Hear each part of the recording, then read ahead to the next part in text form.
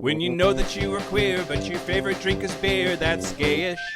You can bottom without stopping, but you can't stand going shopping, that's gayish.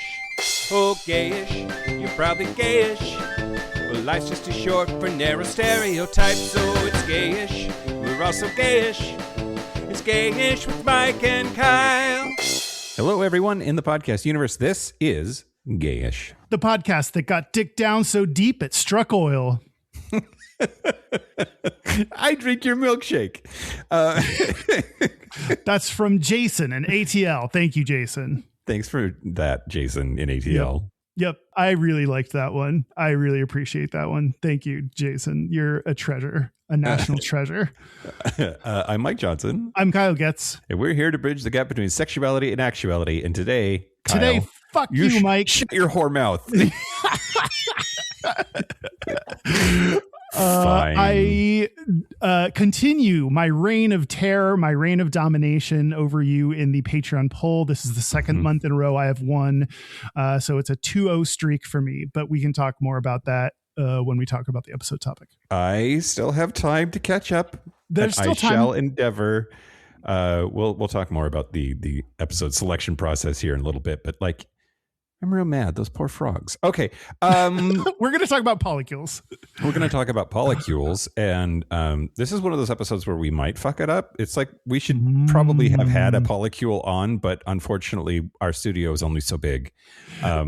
And it feels like every polycule I'm aware of in Seattle is at least 20 people. So yeah. The process to have a polycule takes a lot more foresight and planning than we have the capacity for. So we're going to talk about it as best we can. Yes, we're going to talk about it as best we can alone. Also, we're doing it remote today because you wanted to do the Super Bowl, which I hope that's your straightest of forever. What's my straightest thing? Okay. Did I write something good down? Oh no, it's something different. But I like my straightest thing. So, but you're right. We are recording this on the Monday after Super Bowl rather than on Super Bowl Sunday because, the Seahawks were in it and I had to join my straight friend, Doug Ankoviak, our favorite fag stag, to watch Bad Bunny play. Yeah. And then we won. And everyone was real excited. And by we, I mean Puerto Rico, but you know. Yeah. And then on the bus ride home, everyone was like honking at each other. And I was like, ugh, can we just be chill about this for a second? I just need to get home. I just want to get home. We won. It's great. Here everyone in Seattle is excited. Suck it, Boston. Yeah. We talked way more about the halftime show than the actual football game with everyone at work. Yeah. But you work with a bunch of faggots, so that's true, and women. Okay. Also, it's not feedback necessarily, but A.E. Coleman wrote in and said, I hope you remember us talking about this. It was the Mpox episode, I think. I'm listening to Mike freak out about the idea of having condoms in his mouth and wondering what his reaction would be if he knew that I used to snort condoms up my nose and pull them out my mouth back in the day. That's some frat boy shit. And also, I think that's what condoms are maybe best used for. What? Yeah.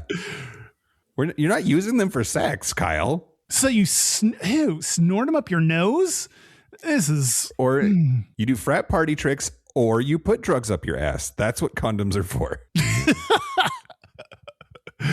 I mean, how about combine them and snort drugs up your nose? Then you can't sell them to other people later, but you know. That's true. I don't know how. No, I do know how I feel about it, and I don't like it. Yeah, that's true. I don't like this new piece of information I've learned about you, AE. Yeah, but thanks for sharing. And now the news. Shut your mouth hole. It's time for your ear holes. News. Okay, news the first, Kyle. Yeah. So Virginia Governor Abigail Spanberger, I'm pretty sure she's new. How long has she been in office there? Anyway, it doesn't matter.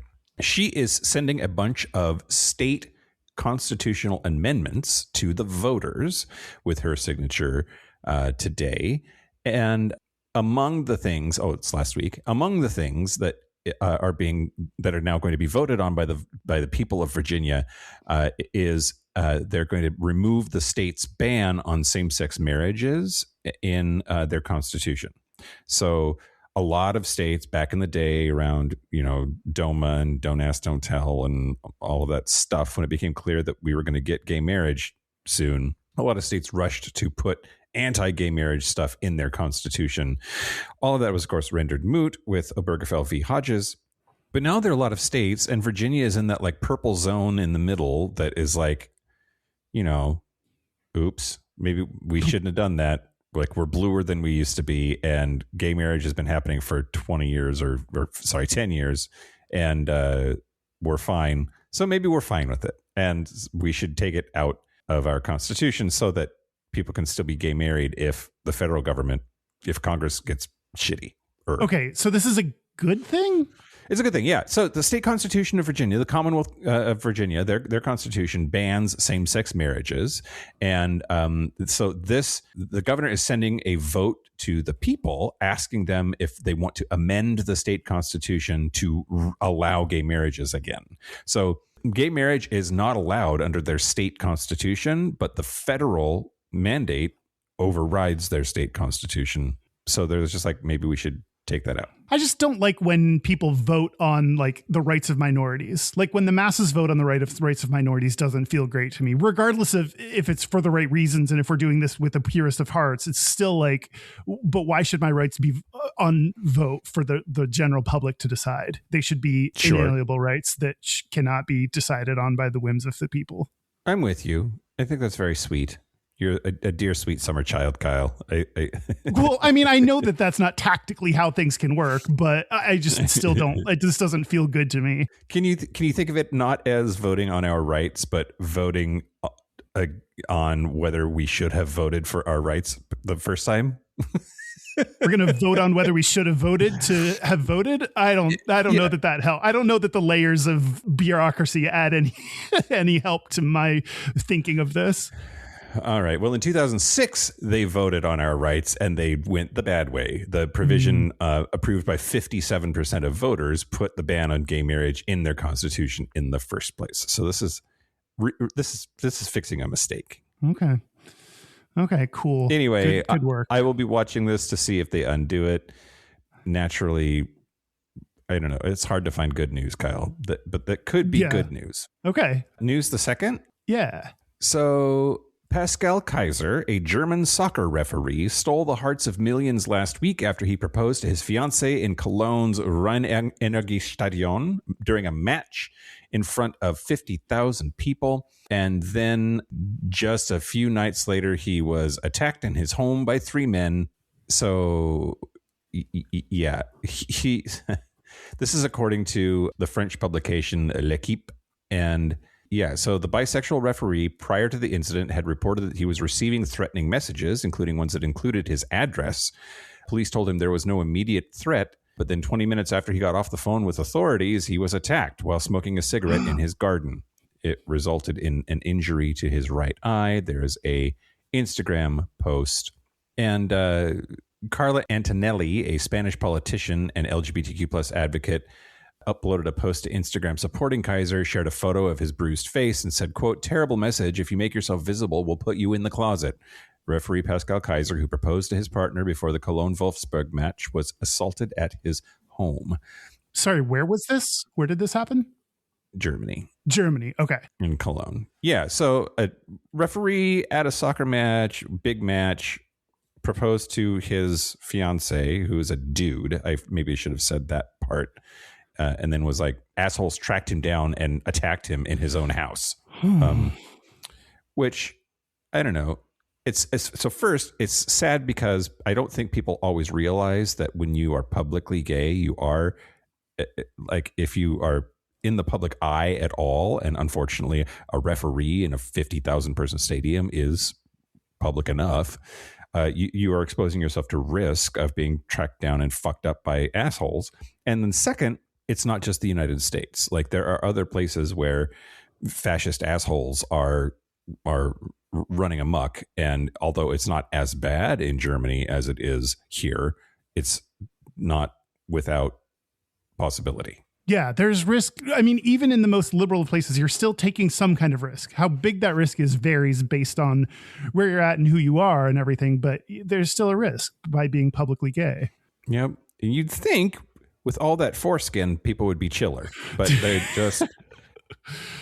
They're not. Anyway, wrap yourself up in that foreskin and hold yourself tight. You don't need to go out and attack anyone else. Yeah, exactly. Yeah, he's going to be okay. Also, I wouldn't make light of it if it wasn't, obviously there's like psychological scar and like it's a terrible, tragic thing that happened, but he is alive and he's going to make a full recovery and hopefully get married. Yeah. Also, I feel like bisexual German is just redundant. News the last, Kyle. Are you ready for this? Yeah. Have you heard what they're doing over at Grindr? I heard that there's a new pricing tier. Is this what you're talking about? Yep. Gay hookup app Grindr is currently trialing a new ultra premium subscription plan that uses artificial intelligence and costs members up to $500 per month. Which is why we are announcing a new Patreon tier that is $500 a month. It's AI driven, and we will share with you personally the value that we have gotten out of Grindr $500 a month tier. Yeah, exactly. Or we will take over your Grindr profile for you. Oh, and you'll probably still get laid just as often. that like when you hand over your friends your phone and be like, swipe for me for a little bit. I'm tired of swiping on Tinder. It's like that, but for Grindr. But for fucking. Yeah. The plan is called Edge. Good job, Grindr. It's being tested with a selection of users in the United States, Canada, Australia, and New Zealand, with prices ranging from $349.99 to $499.99. Jesus. Grindr has confirmed that Edge will not replace the current Grindr Unlimited subscription service, but rather sit above it. Of course. They say it's going to be that Grindr is going to become an AI first company, which it says means, quote, a faster, smarter, more personalized app that helps you connect with less effort and makes every conversation count. Okay, here's the thing. They might be onto something. AI can get ignored for me. AI can send out my butthole pics to whoever it wants. Those aren't private anymore. And then AI can get rejected by assholes. Yeah. I don't have to deal with that. Yeah, my asshole can get rejected by assholes all over the place. Yes. So like maybe AI can just have the feelings for you and just do all the searching for you and then gives you like a little doo-doo-doo-doo. I found a butt for you. I found a dick for you. I found a makeup partner for you. Is it going to have AI reach out to people and then just pass along warm leads to you? Like, is it going to hand over people that are like, ooh, this is a high possibility of like converting? I'm thinking about it in marketing terms. This is a high conversion potential. Hand it over to you to nurture through the pipeline. Well, so Grindr is called. Okay, they're a little light on details here, Kyle. But the new AI features that they've talked about include recaps of previous conversations. Oh, I do actually, like when I go on Hinge or Tinder dates, I like read through our conversation to remind myself. I'm talking to like a few people, so I have to read through and kind of like brush up on what our conversation was before the date. Yeah, if AI can help you be a slut by remembering who you have been slutty with, then you know. Daily personalized profile recommendations and profile insights to help users identify who they are more likely to be compatible with. The high price point has been met with skepticism from some users online. One person wrote, quote, $500 a month. At that point, just hire a matchmaker and a therapist. I mean, I can hire 1.5 sex workers for that price. So like, I could get fucked by someone super hot and his half brother for like that price every month. For $500 a month, you could hire a sex worker, have several orders from Domino's, and still get laid as often as you're probably getting laid now. Yeah. That's insane. We'll see how it goes. Yeah. That's the news. Speaking of things that we'll see how it goes, I want to thank the following new Patreon members, and hopefully you said that instead of insane. I did say that instead of insane. Those were the options of transition that I had to go with. I want to thank Aaron. Oh, Aaron, boy. Here we've come to the moment where you knew was coming, where I had to say your last name. Schnazer. I think you already did that one. Did I? Schnauzer? Aaron Schnauzer? Schnazer? Yeah. Did I say him, Arnie? Welcome again for the first time, if so, Aaron. Ah, shit. And then, so Steven, did I already say Steven? I feel like we've had a lot of just like random white guy names with one name. So, well, if I already did you, then you get the rare double welcome, which is means you'll have good luck the rest of the month. I don't know. Thank you. It's like Aaron. a 4-leaf clover. Exactly. Thank you to Aaron and Steven, potentially for the second time again. If you want ad-free episodes a day early, if you want to get bonus content and bonus videos and a signed t-shirt, and if you want to use Mike's hole, then you can go to patreon.com/gayish podcast and give us money. Yeah, do it. Do it. Do you want to talk about the Kyle winning topic of polycules? I don't know, Kyle. I give up. Yeah, give up, then I'll extra win. Yeah, so the Gap Bridgers voted on polycules. 2/3 of them voted for polycules. 22% voted on muscle worship, and 11% voted on frogs. The tiebreaker, actually, their preference was muscle worship. 50% of them voted on muscle worship. So that's going to be the bonus episode for the month. And then 41% voted on polycules and 9% voted on frogs. So no one wanted frogs. No one wanted frogs, which that's fine. I put frogs on there because I didn't want them either. I just wanted to put all of my eggs in one basket, and I went with muscle worship. And the fact that the non-Gap Bridger poll agrees with me just goes to show I am a man of the poor people, Kyle. You are the Hillary Clinton. You won the popular vote, but that's right. Lost the electoral college because of money. Because of the money. Yeah. Oh yeah. Oh my God. This is basically the US election. I hate it now. But I'm benefiting from it. So I like it. It also means you're the Trump in this equation. So I know I don't love that, but I do love the fact that I won. So maybe it's fine as long as I'm the Trump. You know, life's about choices, Kyle. And it's about privilege, and I have it.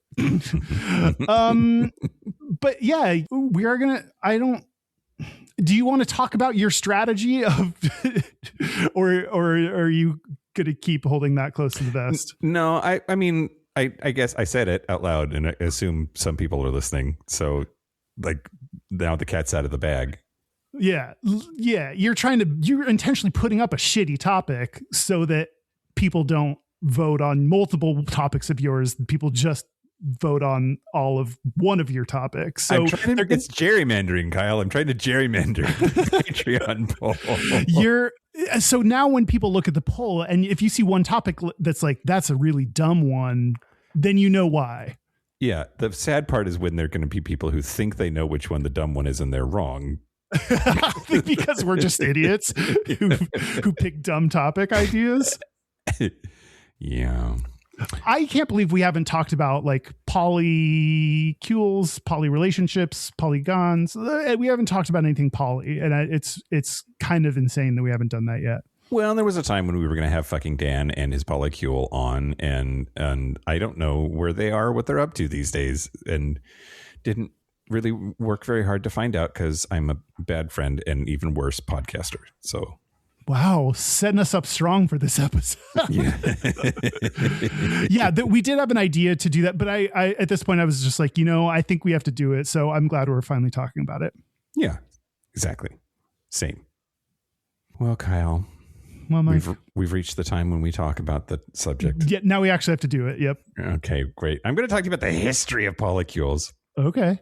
And obviously, it's like when we talk about like the history of gay shit anyway, it's problematic to look back at history and say, oh, that guy, even though he was a confirmed bachelor and never married and sucked a lot of dicks, he, you can't call him gay because gay wasn't a word then. It's a similar thing with polycules, polyamory, and like there's a lot of shit that like looks pretty poly to us that maybe wasn't how they conceived of it themselves. But it's hard. It's a double-edged sword because it's problematic to not label it as poly, because then it feels like polyamory is brand new, and it's really not. Like, just like being gay is not brand new. There have been gay people throughout time. We just invented words to describe what we're seeing. Mm-hmm. I'm guessing it's that same idea of people have been doing poly shit for forever, and we now have language around it. Well, let's start with this one. In India, there is the religious concept, the like folklore concept of the Mahabharata. And those stories go back to at least the 4th century BC. And it contains the most famous plural marriage in world literature. Draupadi marries all 5 Pandava brothers after their mother Kunti, who's like a powerful goddess, like whatever she says happens. And she didn't know that one of her sons had secretly gotten married, and she was trying to solve some kind of dispute and said, whatever it is, whatever you all have, share it among all 5 of you. And because she spoke it into being, suddenly that one wife became the wife of all 5 of them. And this is a problem because marriage used to be about owning women. But yeah, it was a 5-husband polycule. And the same Story, Kunti herself, she had sons by multiple gods. And the princess Jatila. Boy, I was going to say you're doing such good job on the names, and then you got to that one. Yeah. The princess Jatila, the princess Jatila married 7 sages. There's the concept in ancient Indian culture of brothers sharing a wife, and that was actual practice in parts of the Himalayas, Tibet, southern India, and still exists today in some pockets among communities in Uttarakhand and Kinnar, where families explicitly trace their custom to Draupadi, the goddess. So, man, can you imagine fucking brothers? I mean, how big's their dick? Yeah, brothers sharing a wife, fraternal polyandry is a thing. I just can't imagine. Well, first, I'm gay and they're straight.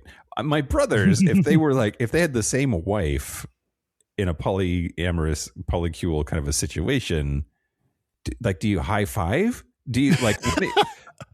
Do you talk about what shit she likes? I did this wild thing the other day and she was really into it. You might want to consider doing this thing. Yeah, she likes to be spanked with a noodle or something. Anyway, she likes when you spell her name with your tongue on her clit. Ooh, nice.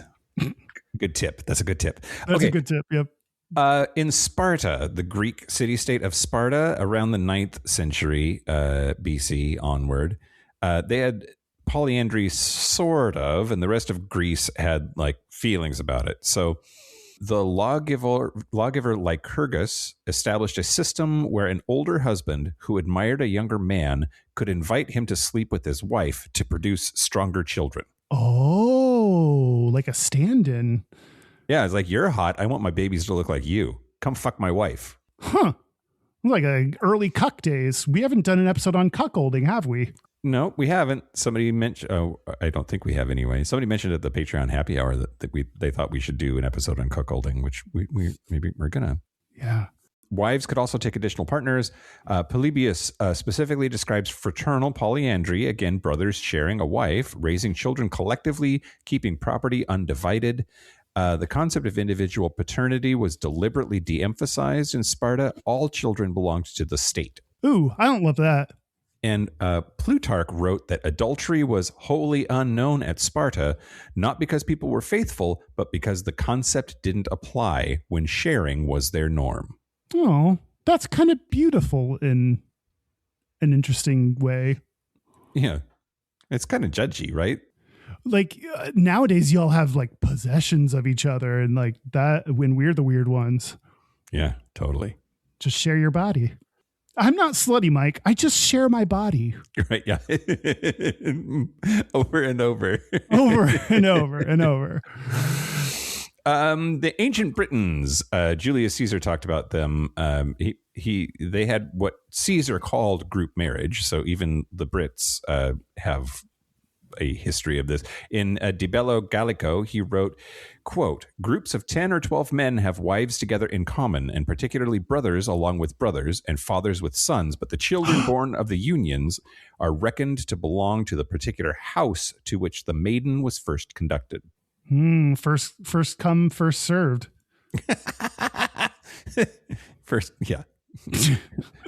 First come, you're never moving again. Yep. So scholars are like a little divided on this, whether Caesar was describing true polyandry or if it was just a more flexible sexual culture, or if he was making it up to make the Britons look barbaric to Roman audiences. Because that's the thing that like, check out this weird shit those bizarre people do. It's okay to invade them and kill them. Yeah. But Dio Cassius independently described similar arrangements, and recent DNA analysis of an Iron Age Celtic cemetery in Dorset confirmed matrilocality, men moving to wives' families, the earliest known case in ancient Europe, suggesting women really did hold the structural power in these kinship networks. Alia Potestas, around the 2nd century in Rome, is the poly icon you've never heard of. In 1912, workmen digging a garage foundation on the Via Pinciana in Rome discovered a marble gravestone with a 50-line poem about a freedwoman, so a former slave, from Perugia. The epitaph praises her as hardworking and beautiful, and then casually reveals that she, quote, managed 2 youthful lovers who lived together harmoniously in one house, compared to the mythic bond of Pylades and Orestes, themselves frequently described as same-sex lovers. Cambridge classicist Mary Beard called it the story of Alia Potestas, the ex-slave who was living with 2 blokes, a wonderful mixture of erotic fantasy and domestic drudgery. You know, the people that are trying to put in a garage in Rome, like, you've got to, like, every other thing you dig up, you're like, motherfucker, there's a tomb here. Like, oh God. I think that's absolutely true. I think that's legit, like, a problem building things in these big ancient cities like Rome. I just want a place to park my car, and now I got to report this to, like, the history doctors, whoever that is. I just wanted to plant some fucking garlic, and I found a nose in my yard. Okay, so the Mosuo people of China, who are often called the last matrilineal society in China, they've practiced what they call walking marriage, or zhohun, or tisi, for roughly 2,000 years near Lugu Lake. There's no marriage contract, no cohabitation. Women choose their own partners. A man visits his lover at night and goes to his mother's house in the morning. Both sexes are free to have multiple partners simultaneously, and breakups carry no stigma. A woman simply doesn't open her door, or a man says he won't be visiting anymore. Children are raised by the mother's family. The maternal uncle fills the father role. Property passes through the female line, and the around 40,000 or so Mosuo still practice this today. Damn, that's like, that feels very that would be modern by like our Western, current standards. Yeah. It's like the opposite of marriage or something. Like, I don't know how because it's not about ownership, it's not about raising kids, and it's not about property, and and everyone seems to have the ability to consent and remove consent at any point in time. Yeah. We're just, if you want to fuck, it's great. Yeah. Open the door. My door's literally open for you. I'm taking a long time, Kyle. Yeah, that's okay. This is interesting. Okay. Have you heard of the Oneida community? I haven't. I know you haven't. From 1848 to 1881-ish, in upstate New York, there was a Christian perfectionist commune of nearly 300 people practicing what they called complex marriage. Everyone was spiritually married to everyone else. Long-term exclusive pairing, which they called sticky love, was forbidden. I know you do sticky love every Tuesday. I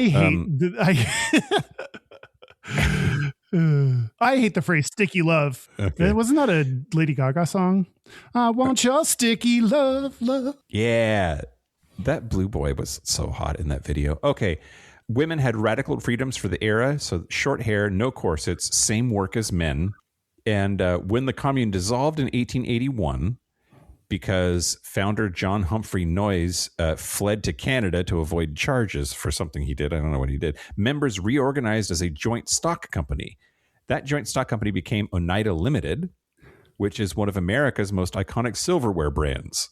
So, like, I have Oneida flatware in my drawer right now, which apparently just the background of that company is a polyamorous Christian commune company. Weird. And someone at some point was like, what we should do is forks. Yeah.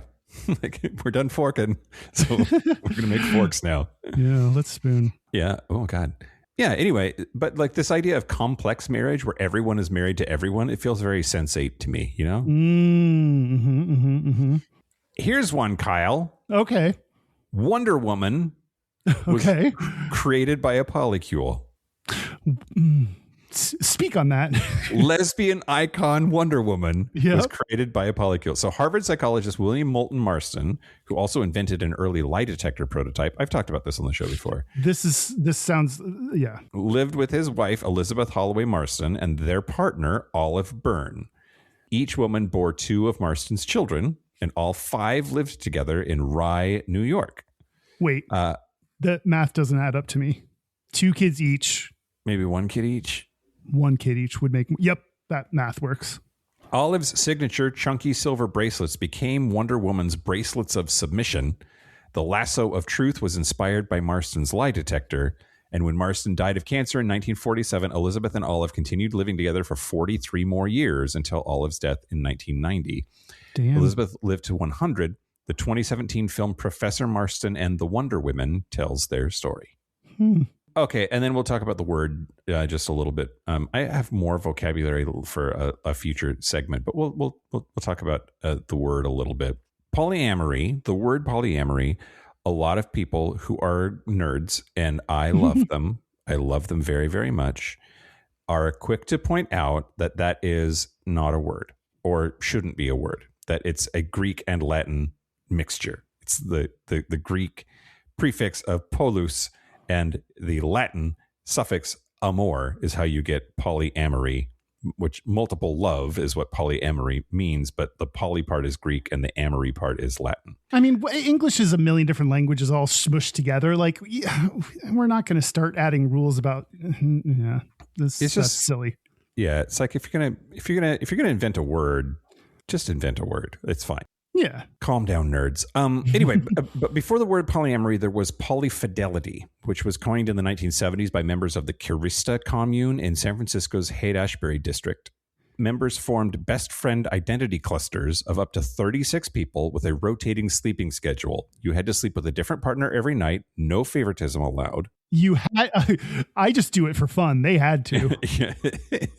Which I think that's really interesting, that like you're agreeing to be in a 36 person polycule where you sleep with a different person every night. That's like all in on the, like, we're going to talk about poly shapes in another segment also, but that's a shape, just a pool of people. The Kirista commune also coined the term compersion, which that's joy at your partner's happiness with someone else, the opposite of jealousy. Fucking Dan taught us that word. Yep. And they ran one of Northern California's largest Apple computer dealerships. I was going to guess that as your third thing. Yep. Yeah. So a hippie polyfidelitous commune by night, Mac salespeople by day. But apparently they dissolved in 1991 because the founder turned out to be a dickbag. And then the word polyamory, a woman named Morning Glory Zell Ravenheart, that's not a name.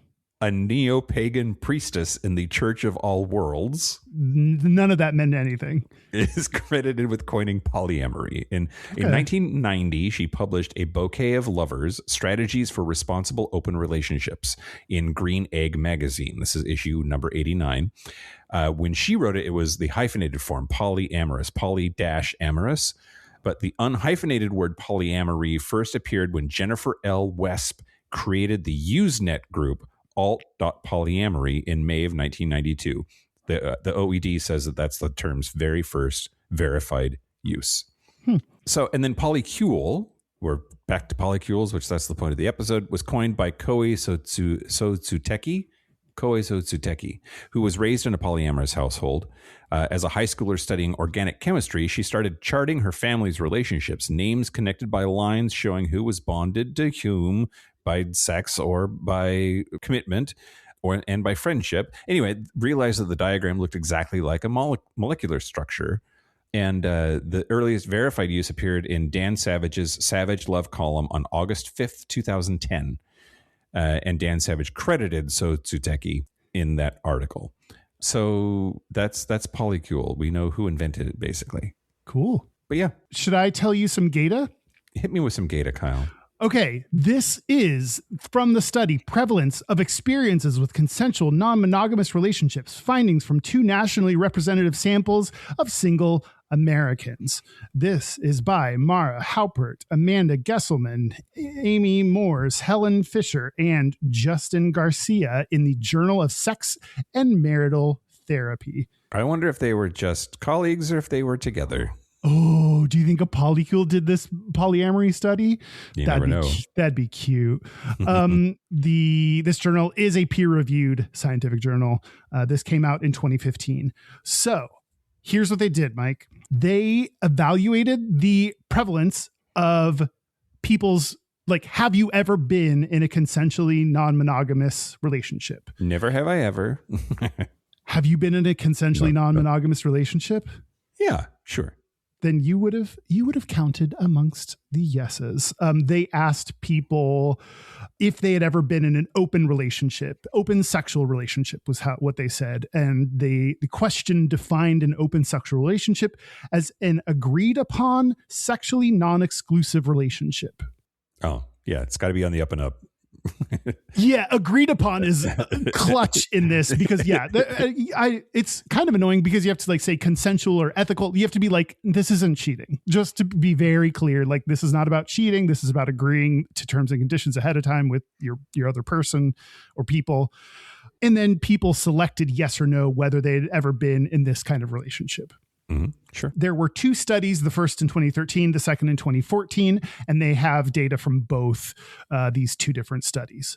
So the results, we have 2 numbers, one from each study, the percentage of participants who reported engaging in some form of consensual, sexually non-exclusive relationship at some point in their life. What is that percentage, Mike? 14. 21.9 for study 1 and 21.2 for study 2. No fucking way. I shit you not. This is what the datums tell us. About a fifth of people have said that they've ever been in a consensually non-monogamous relationship. That's got to be just like, yeah, we fuck other people, right? I was thinking about this a little bit, and I wonder if some people, like, dating could be described in consensual non-monogamous terms. If you like when you're going on dates with people, oftentimes you go on dates with lots of people and then you find someone and you narrow it down, like you weed people out. But until you get to that point where you DTR it, where you define the relationship, you kind of know in advance that there's no exclusivity here. So I wonder if people included dating as a consensually non-monogamous sexual experience. Maybe so. Interesting. Yeah, I don't know. But yeah, that's a lot more people than I expected to have been in this kind of relationship. Yeah. And no matter how they sliced it based on age, education, income, religion, region, political affiliation, and race, the proportion remained about the same. So where it did change is based on 2 things, gender and LGB status. And I say intentionally not including T because unfortunately a lot of studies, including this one, don't include trans people in their measurement, which is a real shame. And more studies need to include trans and other identities when they do this kind of measurement. But here we are. Or it did include trans people probably, and just they were bucketed with the people of whatever gender they present as. Yes, it could have very well included trans people. They just didn't call it out, and they don't know that they can't divide that as a subcategory like they can for other subcategories. Okay, so men were more or less likely to report a previous engagement in consensually non-monogamous relationship, Mike? Less. They were more likely. No. Yeah. Don't fucking lie to me, Kyle. Okay. You're right. I lied. No, I'm not lying. Men were more likely to report previous engagement in a consensually non-monogamous relationship. It just seems like women are so much better at communicating and like are more like just fluid in general, I guess, and less like jealous and possessive. And I just, that's interesting to me. Yeah. Yeah.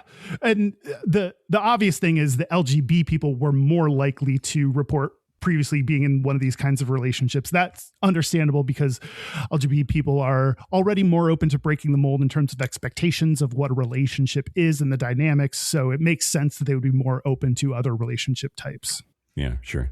Although both men and sexual minorities were more likely to report being in one of these kinds of relationships, gay men were not the driving factor.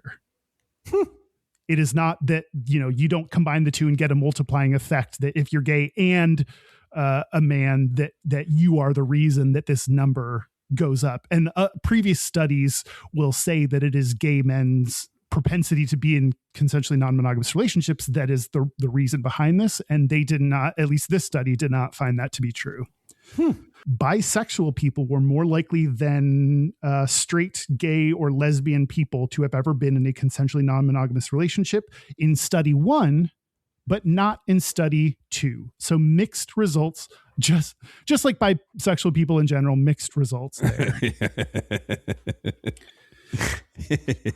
I wonder why. Yeah, I wonder if there's something about the methodology between the two studies, or if like just you can't pin by people down. They're always trying to surprise you. Yeah.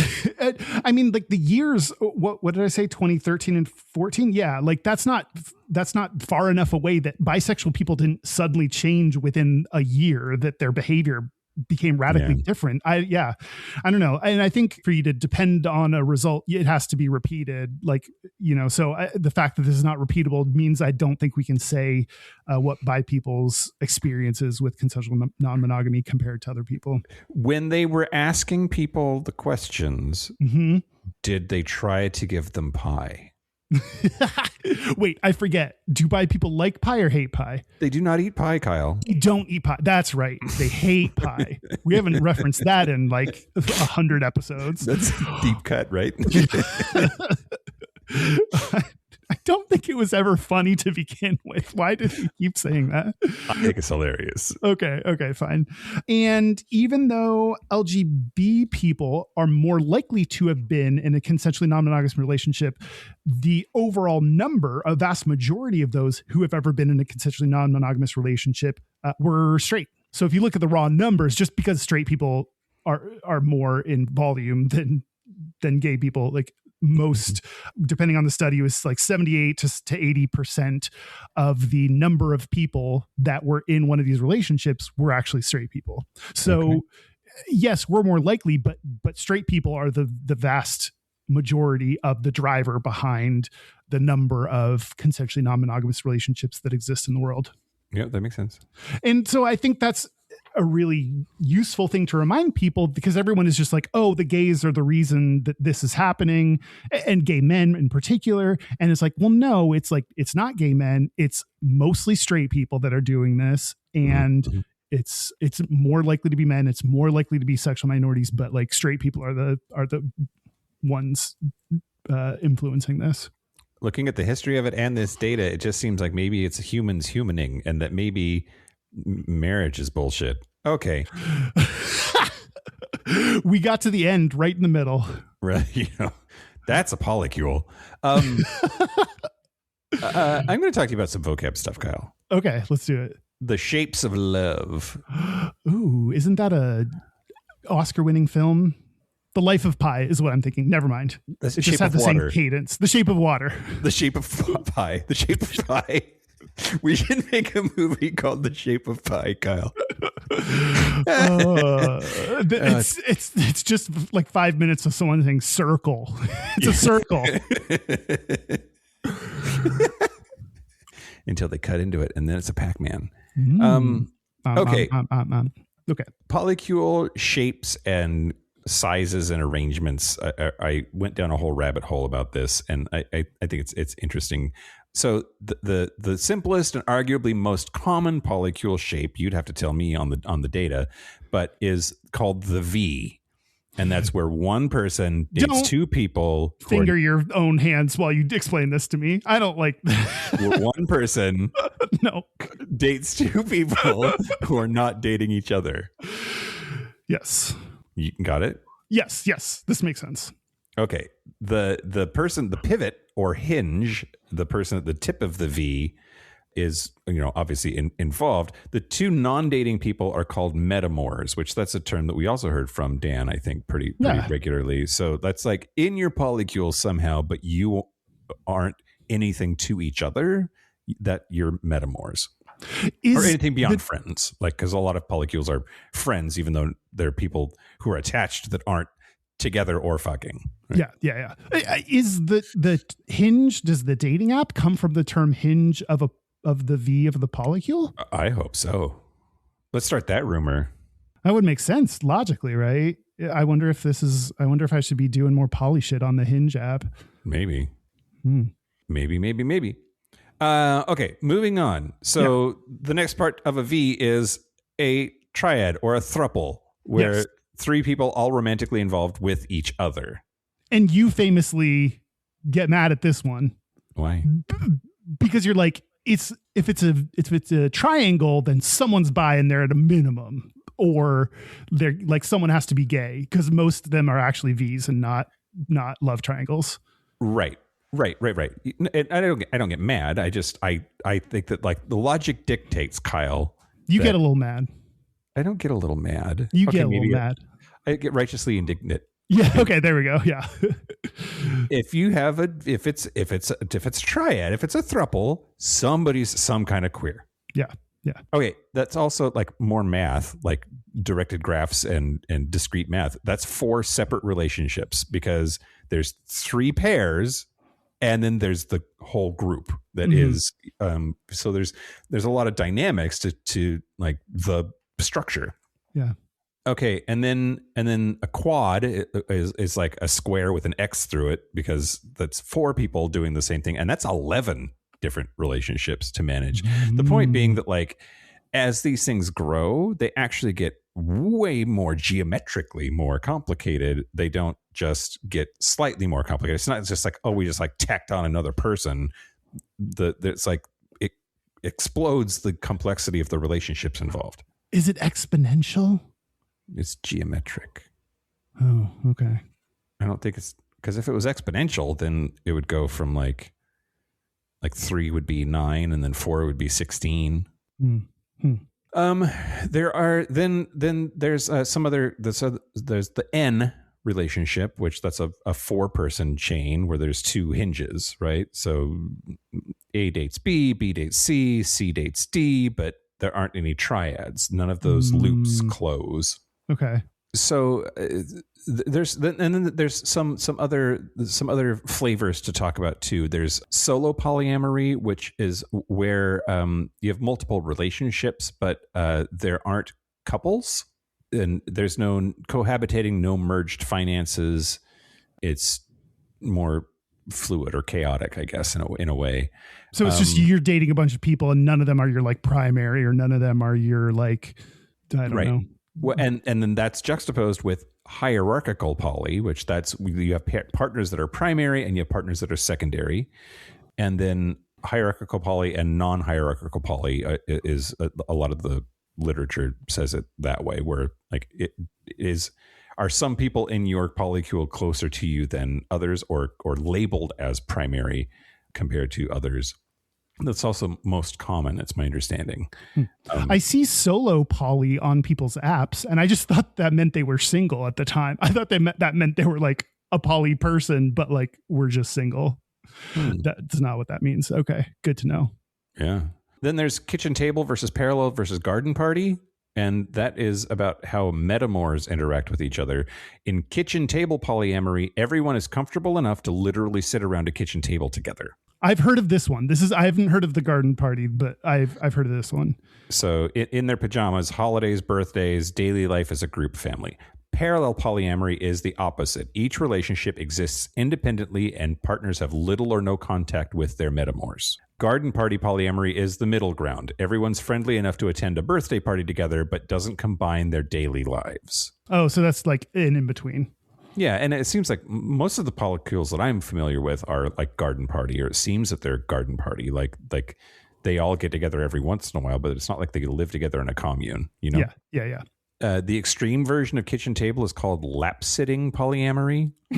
And then there's relationship anarchy, which was coined by Andy Nordgren in 2006.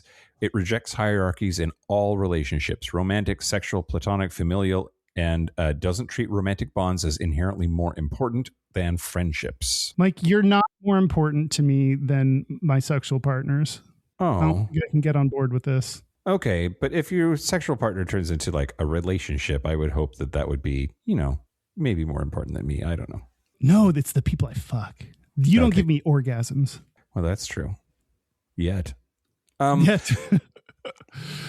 Okay, so straight people usually form V-shaped polycules. That's the most common, which you correctly said just a little bit ago, rather than triads, because if everyone is truly exclusively heterosexual, not everyone can be attracted to everyone. Mm-hmm. A straight man might date two straight women who are metamors but aren't romantically connected to each other. And this is where unicorn hunting enters. It's the most criticized practice in poly communities, at least among hetero poly communities. A heterosexual couple, typically a straight man and a bisexual woman, seek a bisexual woman to add to their relationship, and she's called the unicorn because finding someone willing to meet all the couple's terms is mythically rare. Yes, a lot of people find this really annoying, and it's like just kind of a trope at this point. And also, I've had a friend that has been a unicorn and loved it. She had a ball. She had a blast. She really enjoyed herself. So I don't know. Well, apparently, like being a unicorn is not as controversial as seeking a unicorn. And the problem with unicorn seeking is that it reduces the third person to threesome equipment, creates power imbalances, and it fetishizes bi women. Oh, I was... for most of that, I was like, use me as your threesome equipment all day. Well, don't worry about fetishizing me as a human. I'm fine with that. Like, sign me up for most of that. I can't speak to bi women's experience. I guess that could probably be annoying, but there's also a one penis policy that's widely criticized, a poly arrangement where a man will allow his bi female partner that she can date other women, but not other men. Yeah. And that's sexist, homophobic, transphobic. Wow, just getting all the phobes in there. Yep, getting them all in there. Although bi and pan people are like real good at polyamory. Like that's like they're real good at it. I have a friend who also is fine with their partner seeing other women, but not other men, and that seems kind of homophobic on the surface, but also there's like, sometimes you can't control the way you feel about someone being with someone else. Like maybe it is homophobic, true, but it still is how they feel about that, like them being with other people. So like, I don't know. That's hard. What do you do with that? Because I still don't like it. And it still feels bad when it happens. I may not like, it's worth evaluating within yourself and working to change, but like, that's not something you can change overnight. So if you feel bad about it, I don't know. Well, let me mix this last part in here and then let's break that down a little bit, because I think you're onto something that I want to sort of shine a light on, and I hope we don't fuck it up. Ooh. But polycules are also super important and uniquely powerful for asexual and aromantic people. So a romantic ace person might have a non-sexual romantic relationship with an allosexual partner who then has sexual relationships with other people. And that's a configuration called mixed poly. And it works when both people authentically want polyamory, but it could be toxic, or it's called Band-Aid mixed poly when the ace person is reluctantly agrees just to avoid losing their partner. And then for aromantic people, relationship anarchy is particularly appealing because it rejects the hierarchy that puts romantic or sexual relationships above all others. So an aro person can build deeply committed partnerships without the expectation of romance. And then there's the concept of queer platonic relationships, committed intimate partnerships that are not romantic, but carry the same weight as romantic bonds. Is that us? Maybe. We're queer platonic, right? We're queer platonic. Yeah, this is okay. QPR partners are sometimes called zucchinis, which is funny because that's my puppy's name. Oh, why are they called zucchinis? I don't know. I didn't look that up. Oh, okay. Anyway, so just like throwing in the ace arrow thing, I think shines a light on what you were just talking about, though, of if you are bi and you are with a partner who is a gender and you sometimes just want to explore the fact that you are bi with not that gender, that's something that person can't provide you because they're not that other gender. So if the arrangement is you go ahead and you go get that dick or that hole, whatever, as long as it's something that I can't give you, that's okay. But if it's something I could give you, then it's not. You can have feelings about that. But I think it's on the same level as like the ace perspective of like, if you want to be a couple and one of you is allosexual and the other one is not, it seems like maybe you have to figure out how to make accommodations for that, you know? I mean, but then you're like, my dick is all dicks. Like if you're going to get dick, you're going to get it from me. And that means that my dick is the only dick for you. Like that seems a little arrogant to be like, I am the greatest dick ever and you may only have mine. I mean, some dicks are pretty good, Kyle, but I agree with you. But also we're not like both of us are, I'm in an open relationship and you're not opposed to it. I have never been super comfortable with the idea of being in a poly relationship, but I think that you've dated that way. Like, and we can talk about the personal stuff more a little bit later. I just don't know. Like, of course I agree with you. Like you don't have the only dick in the world. And if I want to go experience other dicks, then I get to, you know? Yeah. And it's interesting because we have a mutual friend that has talked about, I think when you factor in the aromantic piece and then think about like, what would dating someone aromantically look like that's not a friendship? Like, how do you, the difference there is then you start to break down what is a friendship and what is I don't know. It starts to get a little tricky and then confusing as to like what even is a relationship. And then that kind of takes you down the path of getting to relationship anarchy. Cause then you're like, oh, my friendships, are they just aromantic relationships? Like, I don't know. Cause especially with gay men, like we often fuck our friends. Like, so they're not necessarily asexual, but they may be aromantic. You may not have romantic feelings for your friends. And so are gay men just doing this different levels of relationships with each other, some romantic, some aromantic, some sexual, and some asexual. If you're new to the show, Kyle and I don't fuck, by the way. We haven't made that clear in a little bit.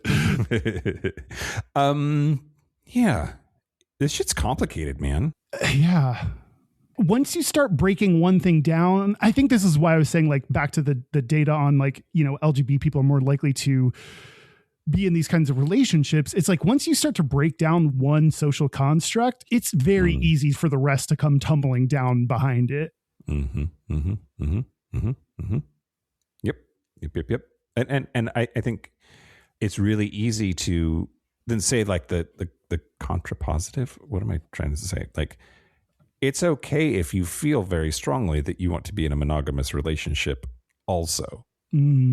And it does seem like there's a lot of stuff that, like, if you really are honest about it and if you like apply logic and reasoning to it, it breaks down.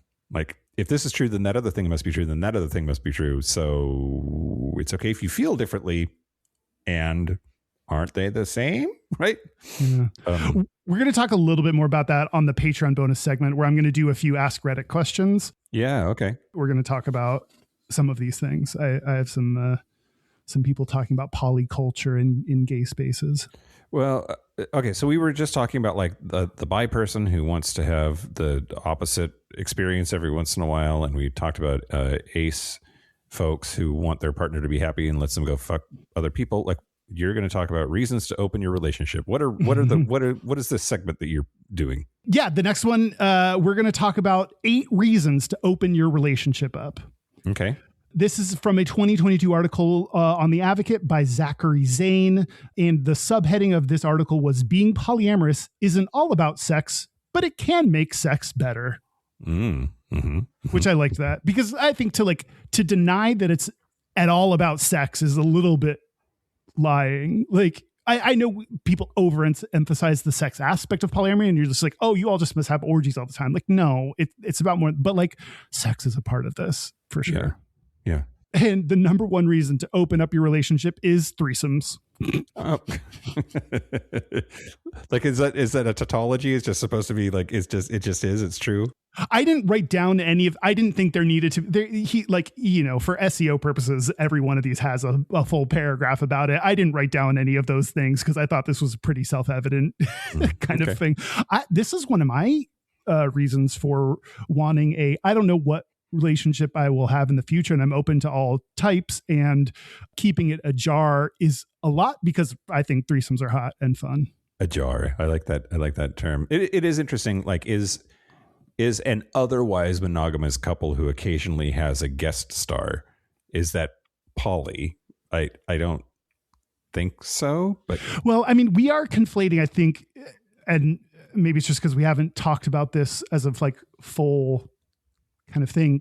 There's open relationships and polyamory are different. And I think that's when it, like, your relationship can be open, but you still have each other as your primaries. You still have each other as nesting partners. Like, you live together. You are your main squeeze. And yeah, then you occasionally fuck other people. Like, I don't know. That might be a form of polyamory, but like not like the various like polycules that we're describing come from like lots of different relationships and chains and people and hookups and yeah. Okay. Number 2, we tend to use more sex toys. This is, again, according to Zachary Zane on The Advocate. He said, "I couldn't find any studies on the matter, but from personal experience, I can say that polyamorous folks are not only more open to using sex toys, they just do use more sex toys." That's interesting. Yeah. Trust me, bro. It's true. I don't have any data. Yes, that is precisely what Zachary is saying in this. And I could also see, like, same idea. Once you're gay, once you're a sexual minority, you're like open to doing more shit sexually. And that including sex toys in the mix. Number 3, it's much easier to deal with discrepant sex drives. So if you are the hornier one, then you have more than one person available to satisfy your sexual needs. If you're the less horny one, you don't have to feel guilty for not satisfying your partner's sexual needs. You're not the exclusive person responsible for that kind of area of their life. Yeah. So there are some, I think, benefits, especially in this situation where you have different sex drives. Yeah. Number 4, your partner brings home new sex tricks. Oh, God. Which I misread at first. What he meant was, your partner learns fun new techniques that then he can come home and be like, cool, I learned this new thing with my butt. Like, let me squeeze it all hot for you. Like I learned. What I thought this meant, like bringing home a trick, like bringing home a dude. Literal tricks. Like, I don't think we call them tricks anymore. I think that's an old term that they probably. Silly rabbit. Tricks are for kids. Oh no. Maybe in Greece. Number 5, you can find kink compatible partners, so you can explore the dirty, nasty shit you're into with people other than your primary person. I was talking to a friend just today about this idea, and it's like, we talked about the idea of like with your primary person, it's like you can have a menu. Like, here's what's on the menu, order what you want, and I'm going to go somewhere else and they're going to order what they want too. And those are going to be different things that they order. And all of it is shit that's on the menu. And I get to experience all of them, but you all get a choice. I love that in this story, the person is a cheesecake factory. I am a cheesecake factory and you can eat me. Number 6, it affirms your bisexuality. We talked about this a little bit, so we don't have to go into it anymore. Number 7, you can host orgies with your partners. Oh. Zachary, I don't know if he shortens it, it's gay to have a full name and not abbreviate it or shorten it. So Zachary says it's more fun hosting an orgy with your partner than when you're single because you have someone to plan it with. Yeah. Somebody help clean up the lube afterwards. Yeah, exactly. To wipe down all the surfaces. And lastly, number 8, you can pick up folks as a couple. He said it's a bonding experience to work together with someone to pick people up, which, yeah, I guess so. You can deal with the rejection or the success together. And like that can be a shared experience that you have between the two of you. So yeah, there can be some unique bonding experiences that other couples don't get to have. Yeah. Yeah. It's so interesting too. Although complicated if you don't have the same type. But then that'd be fun to like know your partner's type and be like, oh, like that person's totally your type. Let me go hit on them for you. Like, let me go pick them up. That'd be like hot for my partner to like bring back someone that's like totally my type and be like, I got this for you. Yeah. Yeah. I agree with that. Those are, I think, one of the reasons to bring up these reasons to open your relationship is because there is a judgment against any kind of non-typical, non-societally typical relationship type. And so to think of all the ways that this could be a fun, cool, positive, useful, fulfilling experience is, I think, a helpful process. What else you got? Well, you can go if you want to, because I'm going to talk about Klingons. Oh, yeah. Do you need me for this? I know they have 2 penises. They have 2 penises, Kyle. Why not put them into different people? That seems physically challenging. Well, I agree. You need 2 skinny people. Or 2 fat dicks. I don't know. I do need 2 fat dicks. So this segment we're running long, so I'm not going to do all of sci-fi. I'm just going to focus on the Star Trek parts because I'm a Star Trek nerd. Okay. Wow. What? Yes. I'm curious how extensive this segment was planned to be before we went long. Yeah. I mean, there's lots of sci-fi that explores other kinds of relationships, and Star Trek has a lot of it. Some of it has been like sort of not as much in your face as you might think, but some of it has been. But I was just going to talk about other franchises and other examples. But I'll stick with Star Trek. So Star Trek Starfleet Academy that is currently on, like episode 5 comes out this week, or 6 comes out this week. And the main character needs to crush me to death with his arms, but they confirm polyamorous Klingons. There's a character named Jaden Krag, who's played by Kareem Deane, who's a Klingon cadet.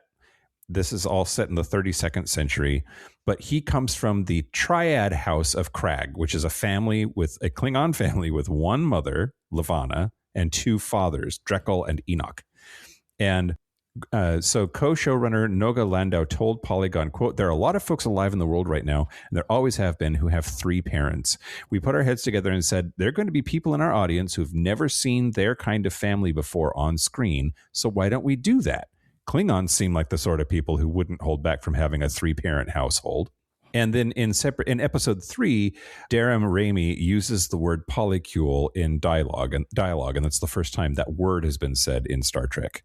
And that character also is queer, big question mark, because he sure seems to be hitting on that Klingon boy who also appears to be hitting on a character named Kyle. And I'm not making that up, Kyle. Oh, there's a character named Kyle in the new Star Trek? And the first gay Klingon is going to be him fucking Kyle with his 2 dicks. This is hot. Maybe I should watch this TV show. Also, Kyle kind of looks like you a little bit. Really? Yeah.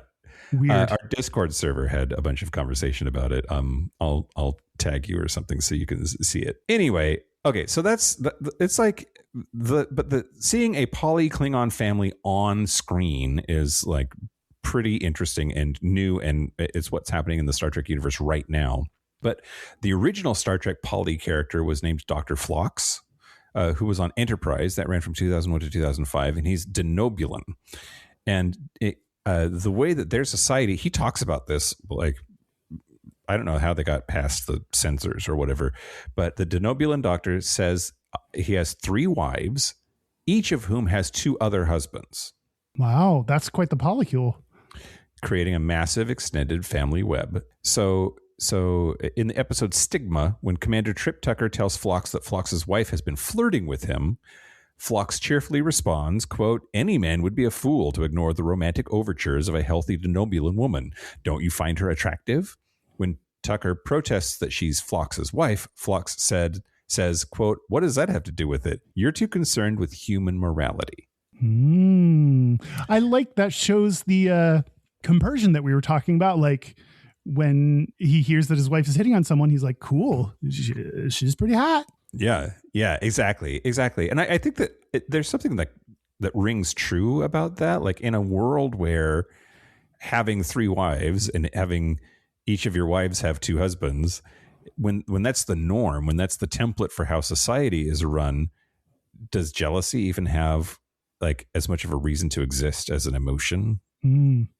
I don't know if this is problematic to think, but I was like, there's a part of me that also is like, if a woman with 3 husbands is hitting on you, that's almost a bigger compliment because you know it's not coming out of any, like, she's got dudes to fuck and relationships to have already. So it's not out of some lack of anything or desperation or I haven't gotten laid in a month and I just, it's like, I don't know. It seems like it's a bigger compliment for her to be like, I got 3 dudes. I still want to fuck you. Yeah. I mean, he was very hot. Trip Tucker was very, very hot. He like randomly would take his shirt off for no reason. It was great. Okay. And then the last thing is the Andorians. And the Andorians canonically require 4-person marriages. So in the Next Generation episode, Data's Day, which is a great episode, by the way, Data mentions that, quote, Andorian marriages require groups of 4. So this one line became the foundation for extensive lore. The community like rallied around this line and created this whole backstory about Andorians having 4 different sexes and that a bond group of 4 was required to reproduce. Oh, that's not where I would have gone with it. That's an interesting take.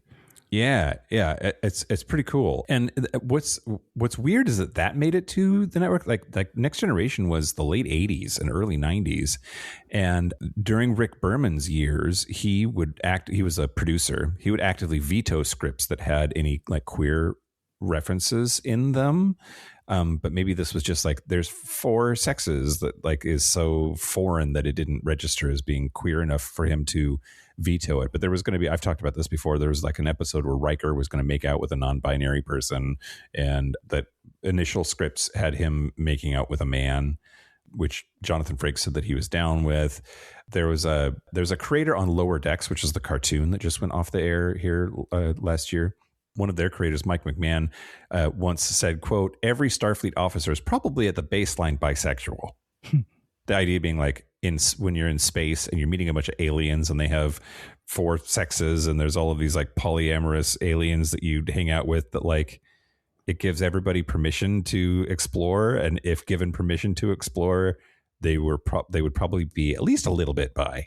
And I think that's a really interesting thing that bi people say. Yeah. I think more people are probably really bi or somewhere on the, what's it called? Not the Richter scale. The Kinsey scale? The Kinsey scale. Yeah. No, they're big earthquakes. No, somewhere on the Kinsey scale. Like, I think if more people admitted and were not like tethered down by the shackles of society, like we would have more bi people. Yeah, I think you're right.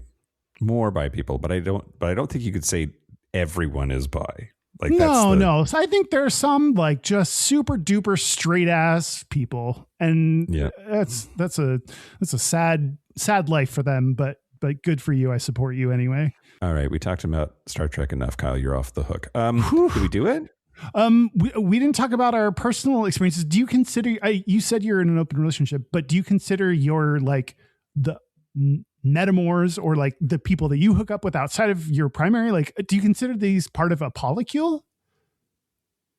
Boy, that's a pregnant pause, isn't it? Mm-hmm.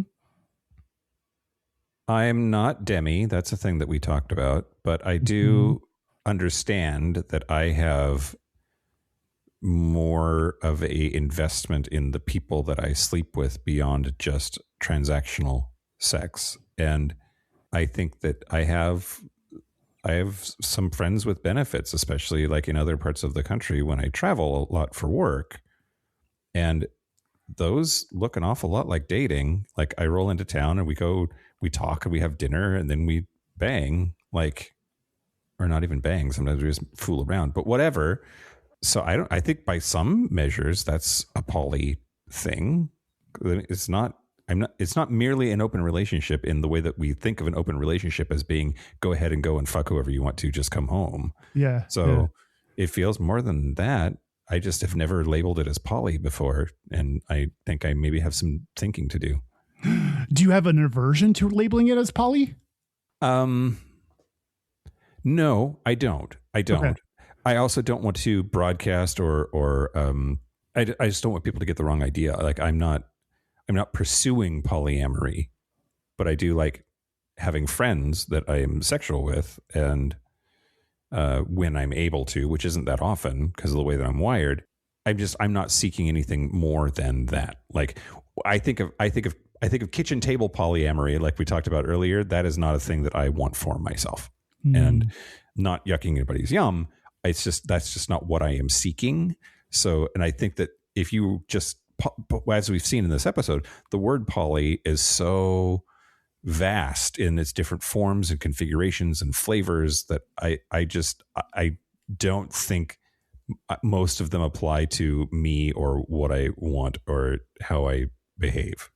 Man, but like, I think if you were to describe what you have, a primary relationship with a partner and a nesting partner and relationships of various degrees of romantic and sexual nature, like isn't that what we're describing as a polycule? Oh, I just got nervous burps. That's interesting. maybe. Yeah, maybe. I definitely think you just said that you weren't pursuing that, but I don't know, maybe you are. Maybe I am. But I think it's telling that I don't know what this is about. I have hangups, Kyle. You know this. But I don't have a lot of, no, not a lot of, I have zero at the moment. People that I bang that aren't my boyfriend in Seattle. Like there's some separation and safety in separation from having it be places that I travel, like literal other cities that I travel to. And I guess seeking out polyamory to me feels like it would be cultivating that in the city that I live with a more convenient or more frequent expression of it or something. I don't know. I don't know. Like we didn't describe too much about polycules that required physical location. I mean, kitchen table, you could argue that kitchen table polyamory requires people to be in the same place to literally stand around a kitchen table. Like, so maybe there is a little bit of geographic implication there, but I don't know that was like inherent in any of the definitions that we were talking through is seeking out in your physical location. Well, I guess I'm some kind of poly then, Kyle. I'm wondering if it's true and you just haven't ever labeled it as such, and if you have some kind of aversion to labeling it as that, or if it's just like a new concept that maybe this is some version of poly. It's a new concept to me that this is some version of poly. I just never conceived of it as such before. Yeah, I don't know. We'll have to talk more about it on part 2. Yeah. This is polycules too. This is sort of what you want though, right?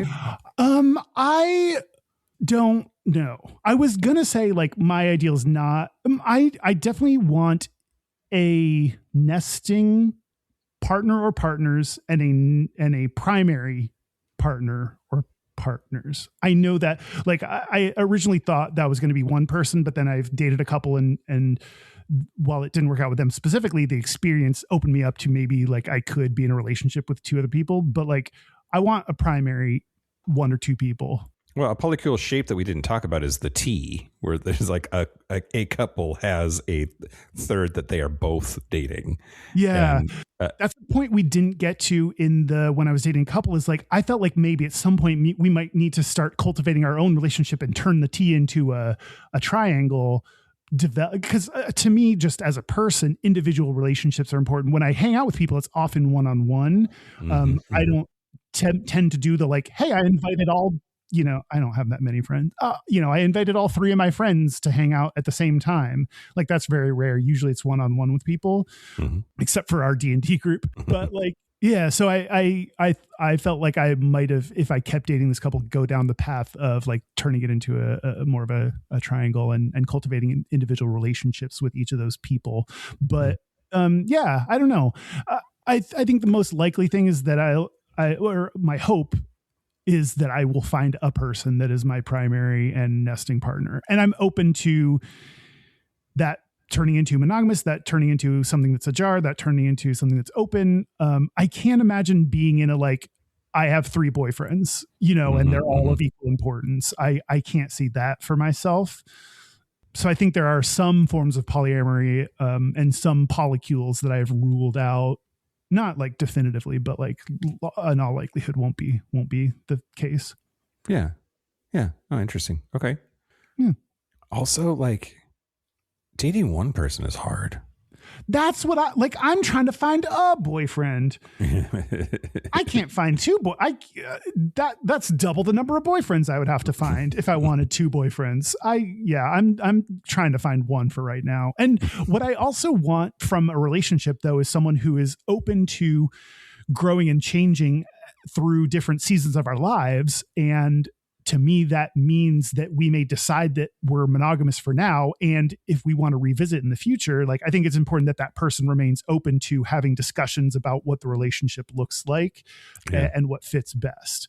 And I think hopefully whatever relationship I wind up in is one that is open to evolving in lots of ways. And that's one of the ways I hope that we can remain open and communicative about so that we have the best relationship possible. Yeah. I want that for you too, Kyle. Thanks, man. So if you want to date me, text 5855 gayish. Yeah. 585-542-9474, standard rate supply. Or give us $500 for the new Grindr bullshit. Yeah. And we'll have Grindr date Kyle. Oh, should I just do a her and just start dating Grindr? I mean, I've had some pretty hot chats with some AIs, so I don't know. Okay. Did we do it? Yeah, I think we did it. We talked about it a bunch. All right. Well, then let's take a break. Let's take a break. Break. This is the part where Mike and Kyle take a break. Okay, are we back? We're back. We're back. Back order slips. Was that an ad here? I don't know. Oh, I think that's like Gallery Furniture in Houston, Texas.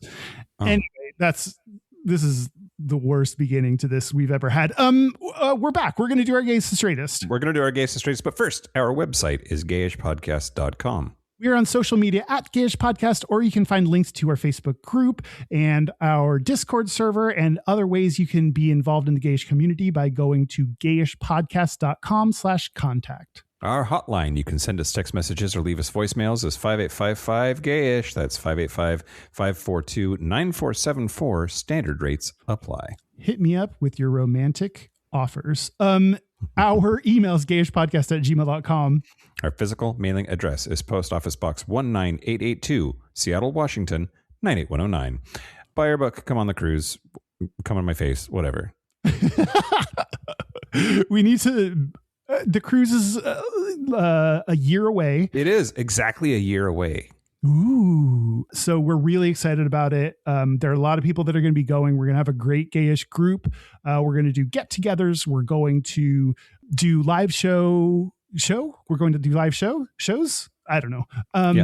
And it's going to be a ton of fun. So if you want more details, go to gayishpodcast.com/cruise. And the Derek and Romaine group is obviously going to be amazing. They've done this before and have a great crew. So it's going to be so much fun. And Ma Johnson and her just as crazy Aunt Janet, who's actually younger than her, Ma Johnson and Aunt Janet are coming on the cruise. And they said that they would do fortune telling. Yeah, which I want to know what Ma Johnson sees in my future. I need to know this information. So if you do too, then go ahead and sign up. Yeah, we're going to have to get a mic, I think, for that. Nice. Okay. You ready to do our Gayest Straightest? Yeah, let's do it. I will go first. Okay. as soon as I find my notes. Oh, so yeah, the gayest thing about me this week is a boyfriend just got a job. He works at a volleyball gym now, which is really fun. And every time I stop by to like drop something off or give him something he forgot at home or whatever, there's shirtless people. So great. And they're like kind of sweaty too, right? Yeah. Nice. And I'm like, babe, do you need me to bring you anything from home? Can I bring you anything? What did you forget? Can I bring you something? Maybe, do you want a sandwich? I can go get food and bring it to you at work. Yeah, it's pretty great. Nice. All fit and glistening. And then the straightest thing about me this week is cleaning out the garage. Like it was all cluttery and messy, and so like organizing tools and where does the leaf blower go, and like my extra battery for my car. It was just so yuck. One, that sounds horrible, and two, that's very straight. Yeah. How about you, Kyle? My gayest is I started listening to a new D&D podcast. It is called Girls. Do the other D&D podcasts know? I haven't told them. Polycule now? You're in a D&D podcast, Polycule. Yes, they are metaphors to many other fantastic podcasts. It's called Girls Who Don't D&D, and the premise is these women who they're all from Australia, so they have hot accents, and they've never played D&D before, and this is their first time playing with their DM. So it's a fun. I think it's pretty popular, so they don't need me. They're not starving for audience, but it's good and I like it. Great. My straightest is, we talked a lot on the Patreon happy hour about how I do not watch Heated Rivalry, but that's not my straightest. My straightest is I also don't watch Traitors. Have you been hearing a lot about Traitors? No, what? Oh my God. I've been seeing, like, Instagram thinks that I need to be watching Heated Rivalry and Traitors, and I don't know why I'm getting this content, and I don't know what Traitors is. I think it's a reality show. I think Dylan Efron is in it, and I think Lisa Rinna is in it. You don't know who Lisa Rinna is. That's fine. No, it's reality TV? I think so. This is part of my straightest, is not really totally knowing what the TV show Traitors is. Okay. Well, let's find out together, Kyle. I think it's popular amongst gays. Okay. Well, it's probably terrible then, in the best way. Yeah, totally. We have a listener's Gayest and Straightest. Yeah, we do. Hi, guys. This is Spencer calling from Canada. Just wanted to call to submit my Gayest and Straightest of the week. The straightest would be, with the work I'm doing at my job, I had to use like a steam-powered pressure washer to clean barrels. And the straightest part would be I had to go get fuel. So my little car, I had 2 jerry cans of gas and a propane tank, all filled with the windows up. And I kind of realized halfway through I probably should ventilate a little bit as I'm driving with very large amounts of highly flammable things. So it was like windows down halfway through the rest of the way home. And the gayest would be I kind of exclusively use Twitter for porn, but there's I think Jonah Wheeler was a creator, and it was like a informational, instructional video about being very verbal while having sex, but something about like the earnestness of the video or whatever. It's like a minute long, but it was something about it felt very gay and very like ticked many boxes. But love you guys, love the show. Have a good one. Bye. Spencer from Canada, God bless you. Your straightest was not focused on this, but power washing anything I think is pretty straight too. Yeah. Is it your power washer? Owning a power washer, like it's like your straightest forever. Unless, I mean, sometimes I call power wash. That's what I call dicks. Oh, or your shower shot. Oh yeah. And ventilate. Don't, we need you to stay alert while you drive. Don't explode. Don't explode, please. Well, that's it. Hey, if you want your Gayest and Straightest to be played on the air, send it to us. You can call us and leave us a voicemail. You can send it to me in a DM on Discord, which is one that's coming up, I think, like next week. Or email it to us, whatever. I would say probably voicemail's ideal for me. Okay. That's easiest. And I want to thank our super gap bridgers. Thank you to Matt H, Jesse, Adam Y, Locomotive, Simon Strachey, Kaylee Adams, Kit Oliver, Kobe Gordon, Squoggle, Andrew Bugby, William Bryant, John Crowley, Stephen Porch, Yost Osel, Jonathan Montanius, Forrest Nil, Steve Douglas, Explosive Lasagna, Michael Covington, Thomas B, Dusty Sands, A. Coleman, Chris Cacciatorians, and Jerome York. Thank you for your support. Thank you for your money. That's it. This has been Gayish from the Chris Ketchatorian Studios. I'm Mike Johnson. I'm Kyle Getz. Until next week, be butch, be fabulous, be you. See ya. See you next week.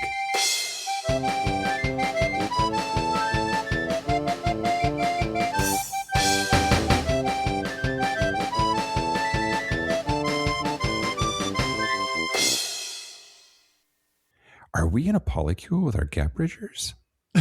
Are we in a polycule with Derek? Oh, yeah, kind of. Yeah, I mean, if being a little bitch boy counts as being a polycule.